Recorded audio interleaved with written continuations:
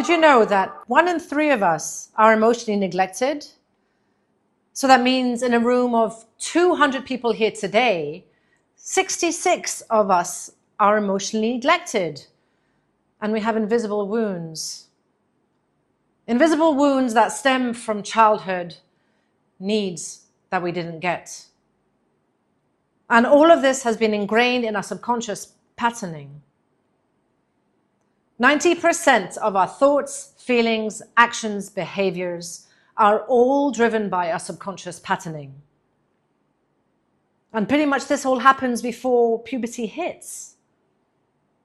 Just like the rings of these trees that grow as time goes by, the same thing happens to us. We get our layering.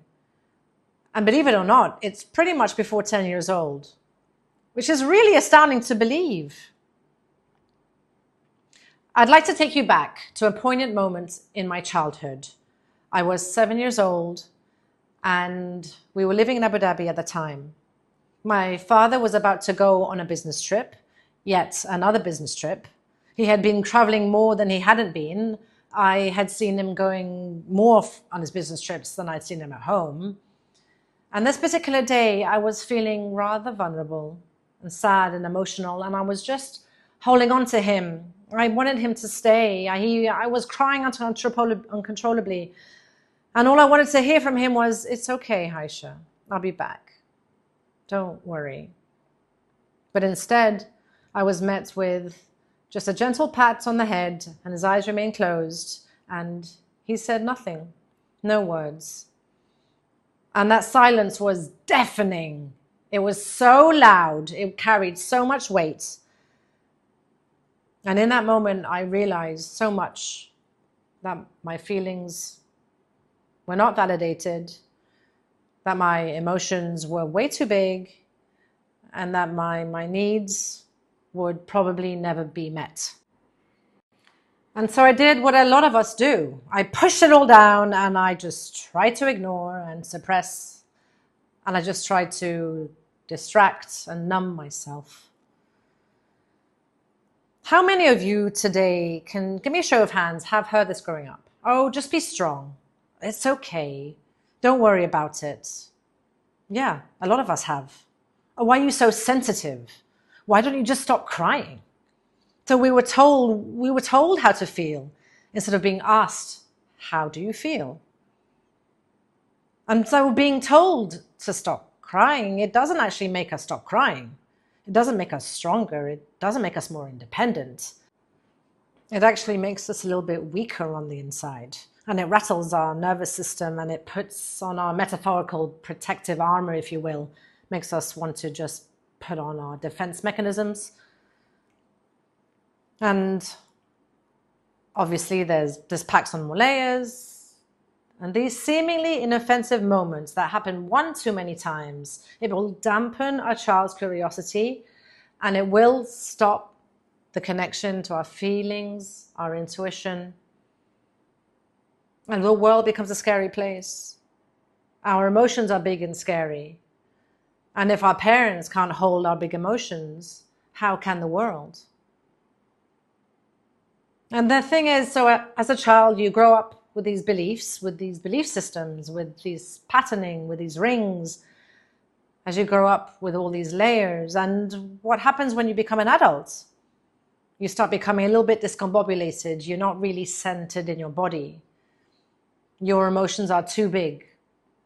You don't understand about vulnerability. You think it's a weakness. Why are we so worried about what people think? Why are we so concerned to put ourselves out there? And why are we so afraid to be in touch with our emotions and we can't really ask for what we need? Emotional neglect in adulthood shows up as low confidence, low self-worth, anger issues, intimacy issues, trust issues, procrastination, perfectionism, and the list goes on. And if we don't deal and heal these tendencies, they will spill over into how we treat our children and then how we raise them.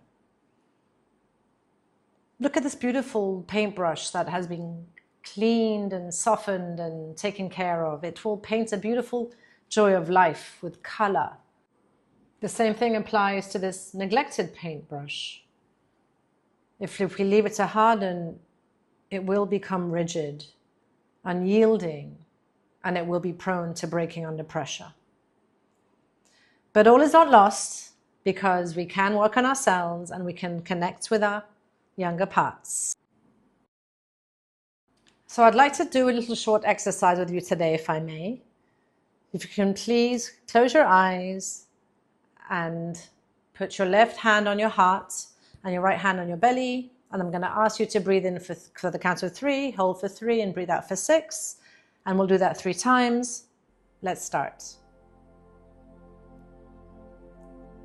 So breathe in for the count of 3, hold for 3, and breathe out for 6.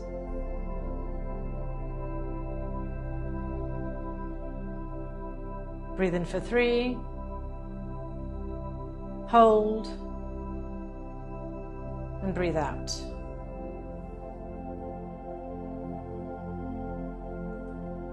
One more time, breathe in for 3, and hold, and breathe out. Keeping your eyes closed and allowing your breath to come back to its natural rhythm. Think of a time in your childhood where you felt sad, neglected, scared, frustrated, misunderstood. And it could be at any time before the ages of 10, or even in your teens is fine. And really fully see and feel what you're going through. What are you wearing? What's the situation that you're in? Who's around you? And take the nice big deep breath in and out. And now walk up to your younger self and look at your younger self in the eyes and get down to their level and hold their hand. And you can say, "Hi, I see you. I'm so sorry for everything that you have experienced. None of this is your fault. I'm here for you. Your feelings are valid. I understand you. I love you." And now say to your younger self what you didn't get to hear back then. Let them feel that. Let you feel that. And allow any emotions to come up. If you feel they need to cry, let them cry. If they need to shout, let them shout. If they need a hug, give them a hug. Take another nice big deep breath in and out.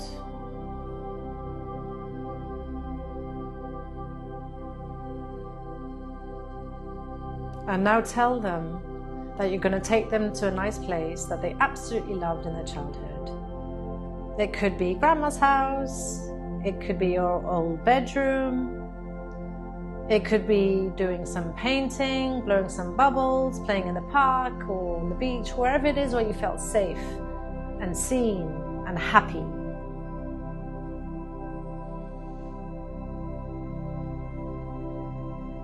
And give yourself a big hug and tell yourself that you will come back and visit them soon, and that at any point of time, if they ever need to connect with you, to just give you a sign, because you're always there. So take another nice big deep breath in and release it out.